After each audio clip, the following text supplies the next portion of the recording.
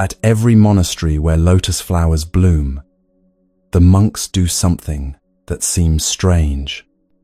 Before planting seeds, they gather mud, thick, dark, smelling of decay.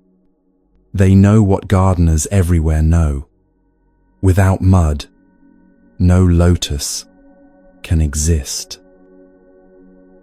You're here because you're tired of suffering. Maybe you've been trying to think your way out of pain, distract yourself into happiness, or simply endure until things get better. We all do this. We all continue to suffer, even when we're doing everything we're told will make us happy. But suffering and happiness aren't enemies. They're not opposites fighting for space in your life. The art of being happy is also the art of knowing how to be with suffering, not to eliminate it, but to transform it the way mud becomes a lotus.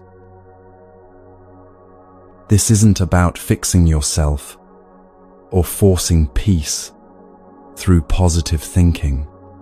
It's about discovering that you already have what you need. Your pain, when met with tenderness instead of resistance, becomes the ground where joy grows.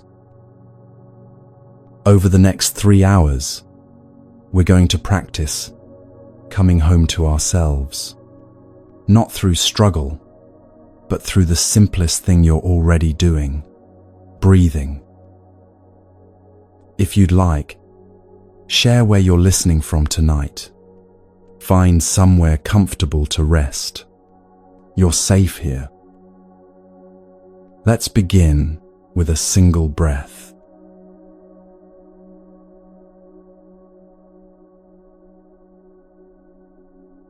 The Buddha once sat with his students in a grove of trees, and he wanted to show them something about the nature of suffering. He asked them to imagine being struck by an arrow. The pain would be immediate, sharp, undeniable. Then he asked them to imagine a second arrow, striking the exact same spot. The pain wouldn't just double, it would become 10 times worse, maybe more. This is what we do to ourselves every single day. The first arrow is life itself. Someone cuts you off in traffic. Your boss sends a terse email at 9 in the evening. You step on the scale, and the number isn't what you hoped. Your partner forgets something important to you. A friend doesn't return your call. The promotion goes to someone else. Your child struggles at school. A meal you cooked doesn't turn out right. These things happen. They're the first arrow. And yes, they sting. But then comes the second arrow, the one we fire at ourselves. You're stuck in traffic, and suddenly, you're not just annoyed about being late. You're thinking about how you should have left earlier, how you never plan well enough, how everyone else seems to have their life together, except you. The email from your boss becomes evidence that you're failing, that you'll never be good enough, that maybe you should just quit before they fire you. The number on the scale triggers an entire story about your lack of willpower, your broken metabolism, the body you'll never have. Your partner's forgetfulness means they don't love you anymore, that you're not important, that this relationship is probably doomed. The unreturned call becomes proof that you're not worth people's time, that friendships always fade, that you're fundamentally alone. The original pain, the first arrow, might last a few moments, but the second arrow, the one we shoot ourselves with, can hurt for days, weeks, even years. A woman loses her job. That's the first arrow, and it's real. There's genuine concern about money, about health insurance, about what comes next. But then she starts telling herself stories. I'm not good at anything. I'll never find another job. I've failed my family. I wasted years in the wrong career. Everyone will judge me. I'm falling behind while everyone else moves forward. I should have seen this coming. I should have worked harder. These thoughts are the second arrow, and they multiply her suffering tenfold. A man gives a presentation at work that doesn't go perfectly. He stumbles over a few words, forgets one point he wanted to make. The first arrow is mild, a moment of embarrassment, maybe some disappointment. But then he spends the entire evening replaying every moment, magnifying every small mistake, imagining what everyone must have thought. He lies in bed unable to sleep, his mind building a case against himself. By morning, that small stumble has become evidence of his fundamental incompetence. He starts avoiding meetings, second-guessing every word he says, creating more anxiety around the very thing he's trying to do well.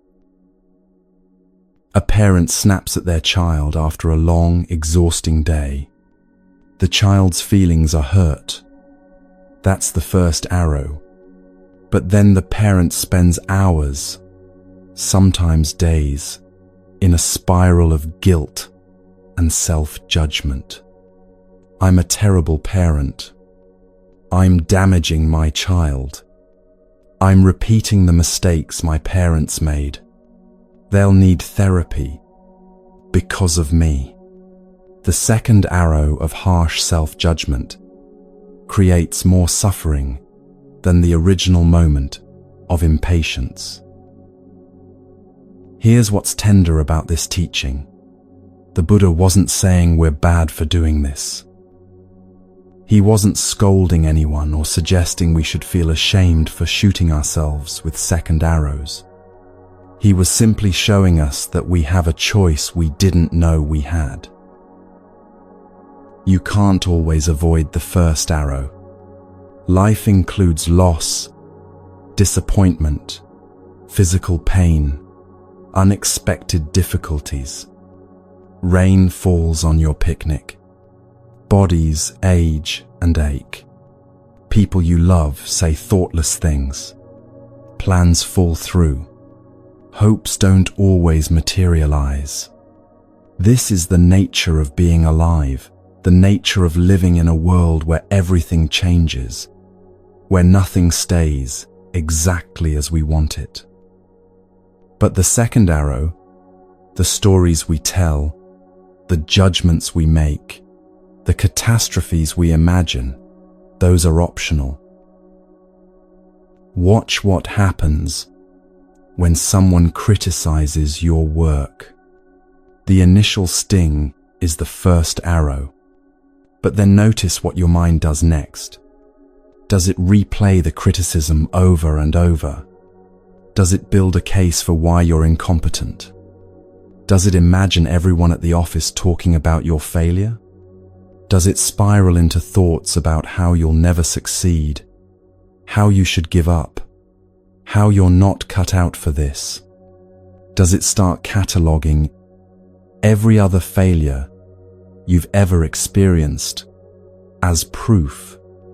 That's you, picking up the second arrow and aiming it straight at your own heart.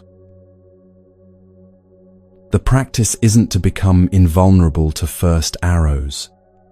The practice is to notice when you're reaching for the second one and to simply, gently put it down. Most of us have been shooting ourselves with second arrows for so long that we don't even notice we're doing it anymore. It's become background noise, the constant mental chatter that turns every small difficulty into evidence of our fundamental inadequacy. We've become so skilled at causing our own suffering that we do it automatically, reflexively, dozens of times a day. A colleague walks past without saying hello, and we're immediately wondering what we did wrong. A text message doesn't come as quickly as we hoped, and we're constructing elaborate theories about what it means. A minor physical sensation becomes a sign of serious illness in our minds. But here's the beautiful thing. Once you see the second arrow for what it is, once you recognize that you're the one holding it, you can choose differently. Not through force or self-discipline, but through simple awareness. Through the gentle recognition, oh, I'm doing it again. I'm taking something difficult and making it worse. I can stop. It's 3 a.m, and you're standing in front of the refrigerator. You're not hungry. Not really. You ate dinner a few hours ago. Your stomach isn't empty. But something pulled you out of bed, led you down the dark hallway, and now you're staring at leftovers you don't want, searching for something that isn't there. This is how most of us try to handle what hurts. There's a feeling inside. Maybe it's loneliness, maybe anxiety about tomorrow's meeting, maybe grief you haven't let yourself feel, maybe just a vague sense that something isn't right. It's like a child crying in another room. And instead of going to that room, instead of sitting with that child, we go to the kitchen. We go to our phones. We turn on the television. We pour another glass of wine. We open social media and start scrolling through other people's carefully curated lives. We do anything at all, to avoid being alone with ourselves. A man comes home from work exhausted, his body tight with stress, his mind churning through everything that went wrong during the day. He knows he should rest, maybe take a walk, maybe just sit quietly for a few minutes. Instead, he grabs his laptop and starts answering emails that could wait until morning. When that's done, he turns on a show he doesn't really care about, something familiar that requires no attention. The show ends, and he's still not tired, or rather, he's exhausted but wired. So he picks up his phone and disappears into an endless feed of news, opinions, arguments between strangers. By the time he goes to bed, hours have passed, and he hasn't spent a single moment actually being with himself. He's been running the entire evening, just in place. Tomorrow he'll wake up still tired, still carrying the same tension, still avoiding the same feelings. And the cycle will begin again. A woman finishes a difficult phone call with her mother. The conversation left her feeling small, criticized, misunderstood. Old wounds have been touched, old patterns activated. She could sit with this, let herself feel what's there, maybe cry, maybe just breathe through the hurt. Instead, she opens her laptop and starts shopping online. She's not looking for anything in particular, just clicking, scrolling, adding things to her cart, imagining how buying this or that might make her feel better. An hour passes. The hurt is still there, but now it's covered over with a thin layer of distraction, and she has a shopping cart full of things she doesn't need, and a credit card bill that will arrive next month. A young person lies in bed scrolling through social media, watching other people's lives unfold in perfect squares. Everyone looks happy, successful, loved. Everyone seems to have figured out something they haven't. The feeling of inadequacy grows with each swipe, but they can't stop. One more scroll, one more post, one more story. They're exhausted, their eyes hurt. They need to sleep, but something compels them to keep going. It's past midnight now, then 1, then 2. The phone has become a shield against the loneliness that waits in the dark. This isn't a moral failure. This is what we've learned to do to survive. Somewhere along the way, we absorbed the message that our pain isn't acceptable, that if we're not happy, we must be doing something wrong, that the goal is to feel good all the time. So when difficult feelings arise, and they always do, we've been taught to cover them up, push them down, distract ourselves until they go away. The problem is, they never go away. They just wait. Think about a child who's crying. If the mother ignores the crying, if she turns up the television to drown it out or leaves the house to get away from the sound, what happens? The child cries harder. The child's distress grows because the one thing they need, to be seen, to be held, to have someone acknowledge their pain, isn't happening. The child doesn't need their mother to fix the problem or make everything perfect. They just need her to be there, to say through her presence, "I see you. You matter. You're not alone." Your suffering is like that child. It doesn't want much. It doesn't need you to fix it, or figure it out, or make it disappear immediately.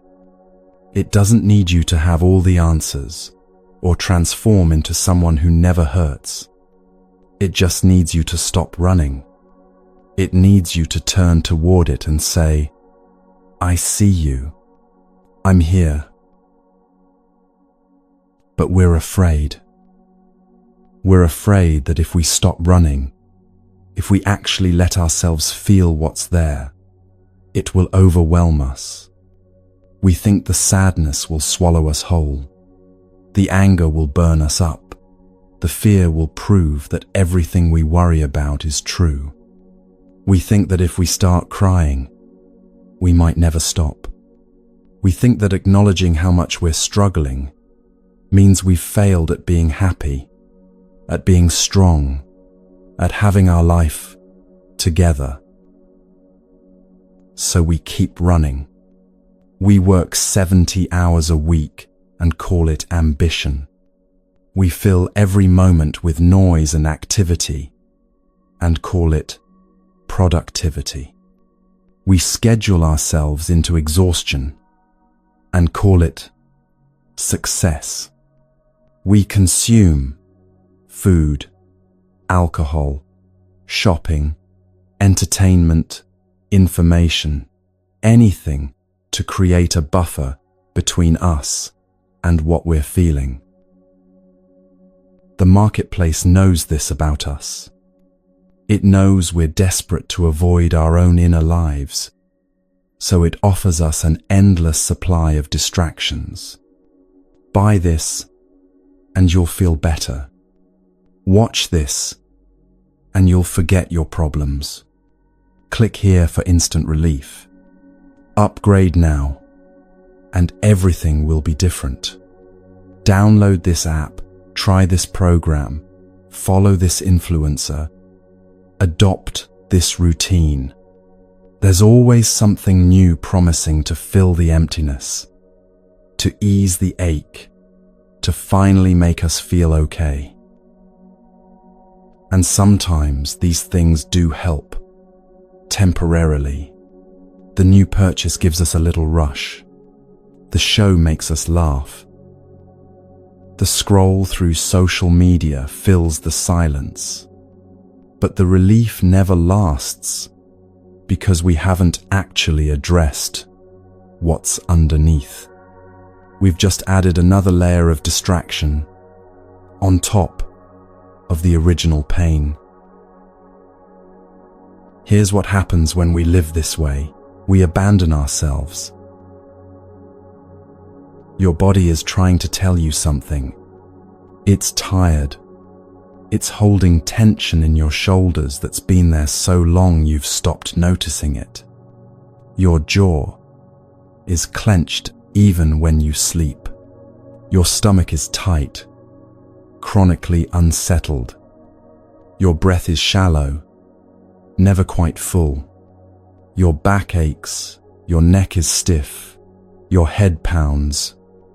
It needs rest, needs movement, needs your attention. But you're too busy checking your phone to notice. You're scrolling through videos of people you've never met, reading arguments that don't matter, watching clips designed to trigger your outrage or envy. And meanwhile, your own body, the only home you'll ever have, is sitting there unattended, calling out to you in the only language it knows. Your heart is trying to tell you something too. Maybe there's grief there that needs to move through you. Grief for a relationship that ended, for a version of yourself you've lost, for dreams that didn't come true, for time that passed differently than you hoped. Maybe there's anger that needs to be acknowledged. Anger at someone who hurt you, at circumstances that feel unfair, at yourself for choices you regret, at a world that often seems indifferent to your struggles. Maybe there's fear about the future, about money, about health, about whether you're doing life right. Maybe there's just a deep tiredness, a longing to stop performing, to stop pretending everything is fine, to finally let down the weight you've been carrying for so long. But you've gotten so good at numbing yourself that you don't even hear it anymore. The person you're running from is yourself. And the tragedy is that you can never get away. You can move to a new city, start a new relationship, change careers, reinvent your image, rearrange your entire life. But everywhere you go, there you are. The loneliness follows. The anxiety follows. The vague sense that something's missing follows. Because what's missing isn't out there. It's the relationship you've lost with yourself. There's a different way. What if, just for a moment, you stopped? Not forever, just for the length of one breath. What if you let the phone stay on the table? What if you turned off the television and sat in the silence? What if you felt the tiredness in your body without immediately trying to fix it or push through it? What if you let yourself be sad without needing to know why or how to make it go away? What if you just sat with the discomfort, the restlessness, the ache, and discovered that you can bear it? You might notice that the feeling isn't as overwhelming as you feared. You might notice that when you stop running from it, it doesn't chase you anymore. You might even notice that beneath the anxiety and the sadness and the restlessness, there's something else, something quiet and steady that's been waiting for you all along. Your body has been carrying you your entire life. Right now, Without any effort from you, your heart is beating 70 times a minute, 100,000 times a day. It pumps blood through 60,000 miles of vessels. Your lungs are expanding and contracting, bringing in oxygen, releasing carbon dioxide 18,000 times a day. Your blood is delivering nutrients to 37 trillion cells. Your stomach is digesting whatever you last ate, breaking it down into energy. Your kidneys are filtering waste. Your liver is detoxifying. Your immune system is protecting you from countless threats you'll never know about. Your eyes are adjusting to light. Your ears are processing sound. Your skin is sensing temperature and pressure and pain. All of this is happening without you having to think about it, manage it, or make it occur. This body is a miracle. But how often do you treat it like one? Most of us live in our heads. We're thinking about yesterday, worrying about tomorrow, replaying conversations, planning responses, judging ourselves, comparing ourselves, trying to figure everything out. Meanwhile, our body is here, in this moment, and we're barely aware of it. We're like visitors in our own home, strangers to ourselves. The mind can travel anywhere, into the past, into the future, into fantasy, into fear, but the body can only be in one place, here, only now. This is why coming back to your body is how you come back to the present moment, which is the only moment you're actually alive. Try something simple. Bring your attention to your breath. You don't have to change it or control it. You don't have to make it deeper or slower or more peaceful. You don't have to breathe in any special way or achieve any particular state. Just notice it. Feel the air moving in through your nose, cool as it enters. Feel your chest rising, your belly expanding, your ribs opening. Feel the pause between the in-breath and the out-breath, that tiny moment of stillness, of fullness. Feel the air leaving your body, warm as it exits, your chest falling, your belly softening. That's it. That's the whole practice. You're breathing, and you know you're breathing. This might seem too simple to matter. You might think, I'm already breathing. I've been breathing my whole life. What difference does it make to pay attention to it? But this simple act of bringing awareness to your breath changes everything. When you breathe mindfully, even for just one breath, you unite your body and mind. You stop the endless mental chatter, the constant commentary, the worrying and planning and remembering. You step out of the river of thinking and into the quiet shore of the present moment. For just this moment, there's only breathing. And in that space, you find something you may have forgotten. You find peace. There was a monk many years ago who developed a serious infection in his lungs. For weeks, every breath was difficult. He would cough and struggle, his chest tight, his breath shallow and labored.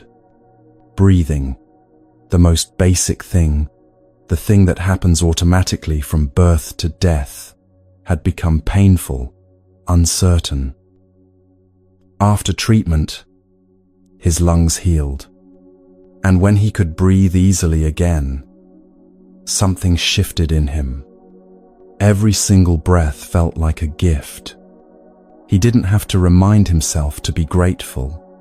The gratitude arose naturally, spontaneously, with each easy breath. All he had to do was remember those weeks when breathing was so difficult. And suddenly the simple act of taking a full, clear breath became the most delicious thing in the world.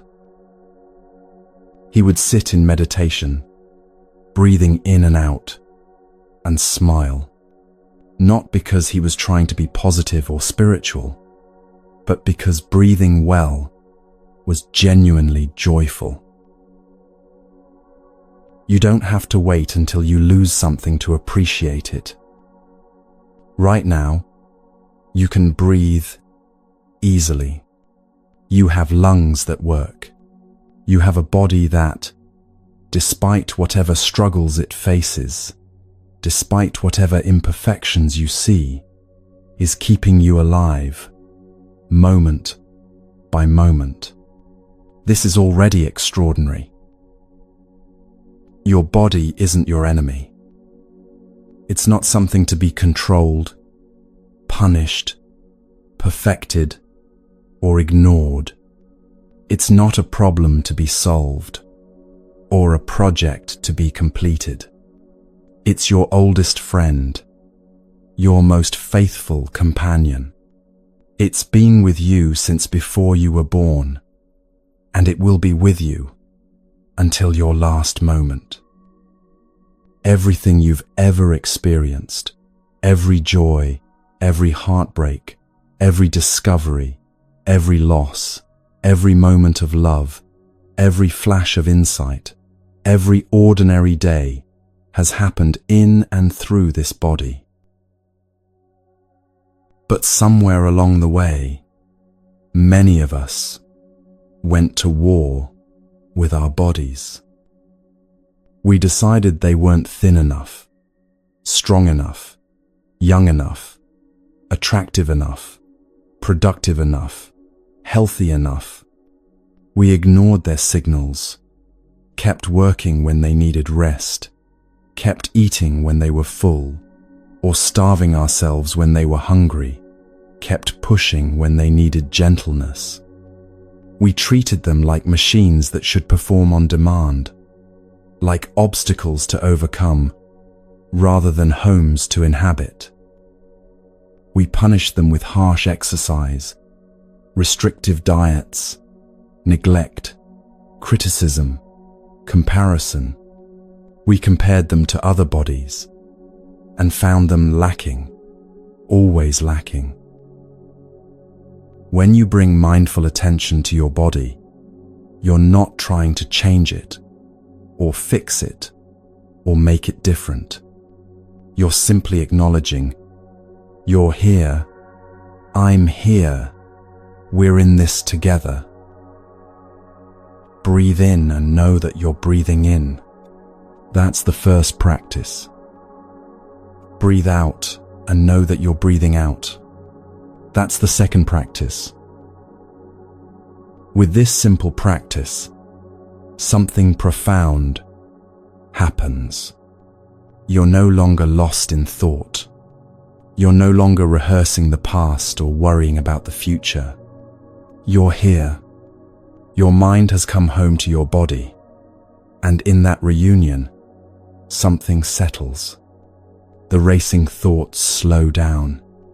The tension begins to soften, just a little. You remember what it feels like to simply be, without needing to do or accomplish or fix anything.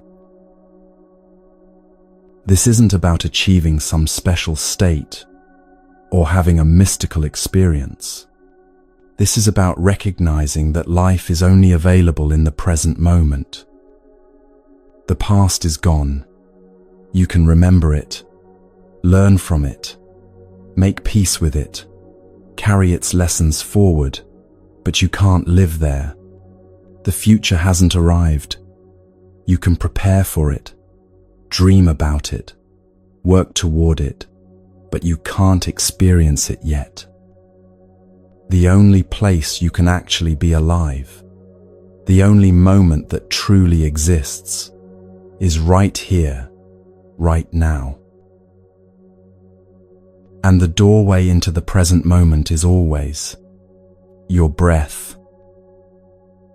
When you breathe mindfully, you're not doing it to become enlightened, or to fix your problems, or to earn some spiritual achievement.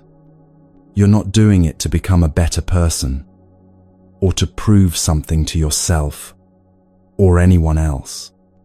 You're doing it because this moment matters.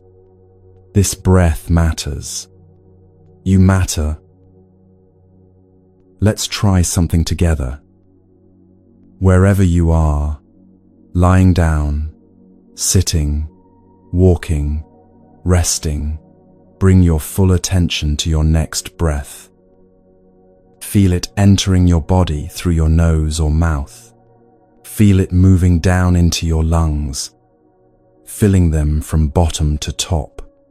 Feel your chest expanding, your ribs opening, your belly rising, your whole torso softening to receive this breath. Feel the slight pause at the top of the breath, that small moment of fullness, of completion. Then feel it leaving your body, carrying with it some of the tension you've been holding, some of the worry, some of the weight, some of the resistance to this moment. Do that again. Just one breath, taken with your full awareness, with all of your attention gathered into this simple act. Notice how different that feels from the thousands of breaths you take every day without noticing. This one breath, when you're fully present for it, has the power to change the quality of your entire experience. It's like the difference between eating while distracted, standing over the sink, scrolling through your phone, and actually tasting your food, noticing its texture, its temperature, its flavor. The breath is the same, the food is the same, but your experience of it is completely different. You can do this anywhere, anytime. You can do it in the middle of a difficult conversation, when you feel yourself getting defensive, or shutting down, or preparing to attack. You can do it when you're stuck in traffic, and irritation is rising in your chest, like a tide. You can do it when anxiety starts spiraling, when you catch yourself rehearsing worst-case scenarios, or catastrophizing about the future. You can do it right before you open an email you're afraid to read, right before you make a phone call that feels daunting. You can do it when you're lying awake at night, mind racing through tomorrow's to-do list or yesterday's regrets. You can do it walking from your car to your office, from one room to another in your home, from your bedroom to the kitchen in the middle of the night. One conscious breath brings you back to yourself, back to this moment, back to the only place where life is actually happening, where peace is actually possible. Your body has been trying to get your attention for a long time. It's been sending you signals, tightness in your shoulders that never quite goes away, heaviness in your chest that makes it hard to take a deep breath, exhaustion that sleep doesn't fix, restlessness that can't be soothed by any distraction, aches and pains that seem to have no clear cause but persist anyway. These aren't problems to be solved, or symptoms to be medicated away, or signs that you're broken. They're invitations. Your body is asking you to come home, to pay attention, to remember that You're not just a mind floating through the world, but an embodied being who needs care, who deserves tenderness, who is worthy of your own attention. And you can answer that invitation right now with just one breath, one moment of kind attention, one gentle return to the body that has been faithfully carrying you all along, through every joy and every sorrow, through every triumph and every failure, through every moment of your life. This is where transformation begins, not with grand gestures or perfect plans or finally having everything figured out. It begins with the willingness to stop running and to simply be here, to breathe and know you're breathing, to feel and know you're feeling, to exist, fully present in this one precious moment that will never come again, this moment that contains within it the possibility of peace, the seeds of joy, the ground where healing can take root.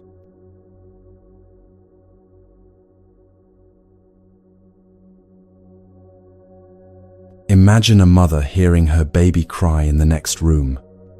She's in the middle of something, cooking dinner, paying bills, folding laundry, but she hears that cry. What does she do? She doesn't ignore it, hoping it will stop on its own. She doesn't turn up the television to drown out the sound. She doesn't stand there, analyzing why the baby is crying, developing theories about what might be wrong, researching solutions on her phone. She simply stops what she's doing, goes to the baby, and picks them up. She doesn't know yet why the baby is crying. Maybe they're hungry. Maybe their diaper needs changing. Maybe they have a fever. Maybe they're teething.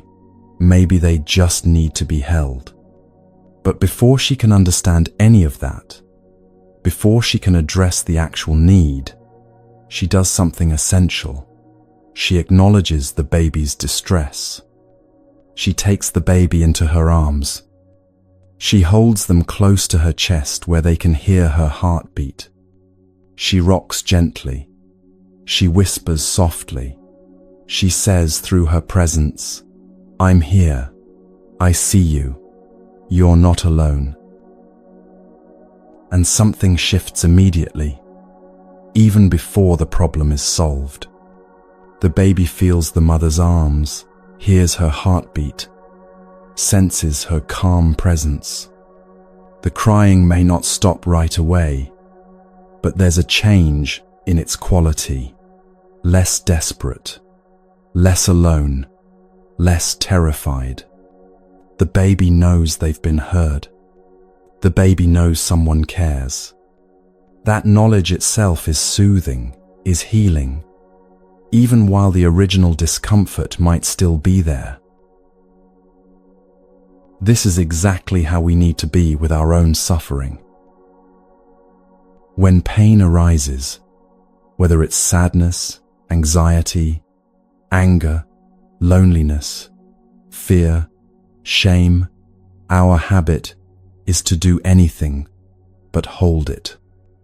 We try to think our way out of it, distract ourselves from it, push it away with willpower, or pretend it isn't there. We analyze it endlessly, without actually being present with it. We judge ourselves for having it. We compare our pain to others' pain and decide we shouldn't be feeling this way. We treat our suffering like an enemy to be defeated, rather than a crying child who needs acknowledgement. But mindfulness offers a different approach, one that's remarkably simple, yet profound. It has 3 steps: recognition, embrace, and understanding. First, recognition. When a difficult feeling arises, you simply notice it and name it. Breathing in, I know anxiety is here. Breathing out, I say hello to my anxiety. You're not trying to change it or make it go away. You're not making it wrong or bad. You're just acknowledging its presence the way you'd acknowledge a person entering the room, without drama, without rejection, just noticing, oh, you're here. This simple act of recognition is already powerful. Most of us spend so much energy trying not to feel what we're feeling that we exhaust ourselves before we even begin to address the actual pain.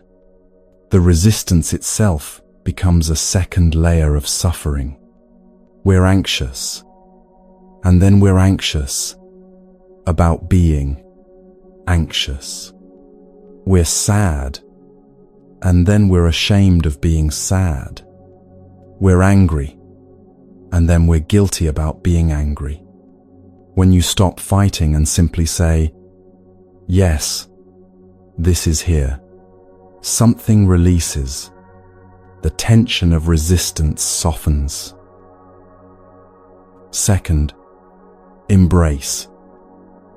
You hold your suffering tenderly, the way that mother holds her crying baby. Breathing in, I embrace my sadness. Breathing out, I hold it gently. You're generating the energy of mindfulness, which is the energy of presence, of caring attention, and you're wrapping that energy around your pain like a warm blanket. This isn't about liking the pain or wanting it to stay forever.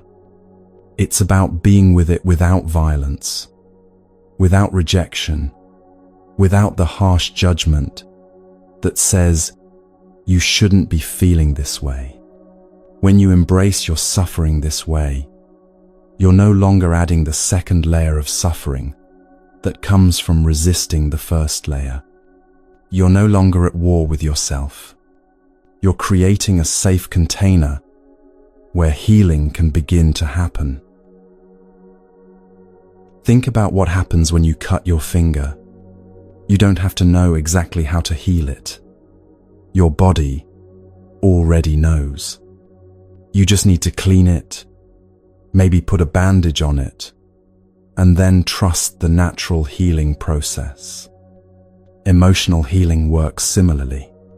When you stop interfering with harsh judgment or frantic attempts to make the pain disappear, your heart knows how to heal itself. You just need to create the conditions, recognition, and embrace for that natural healing to occur. Third, understanding. After you've recognized and embraced your suffering for some time, you can begin to look deeply into it to understand its roots. Why is this sadness here? What feeds this anxiety? Where did this anger come from? What old wound is being touched? Understanding brings insight, and insight brings transformation. But here's what's crucial. You don't need to reach understanding immediately for healing to begin. The simple act of recognition and embrace is already therapeutic. Presence itself is healing. Sometimes understanding comes quickly, sometimes it takes time, and sometimes the understanding is simply this: I'm suffering, and that's okay, and I can hold myself through it. Think about what happens when you're upset and someone truly listens to you, not trying to fix you or give advice or make it better, not jumping in with solutions or telling you it's not so bad, just listening with their full attention, their full presence. Something in you softens, doesn't it? The pain doesn't necessarily disappear, but you feel less alone with it, less overwhelmed by it, more able to bear it. That's the power of mindful presence. You can offer that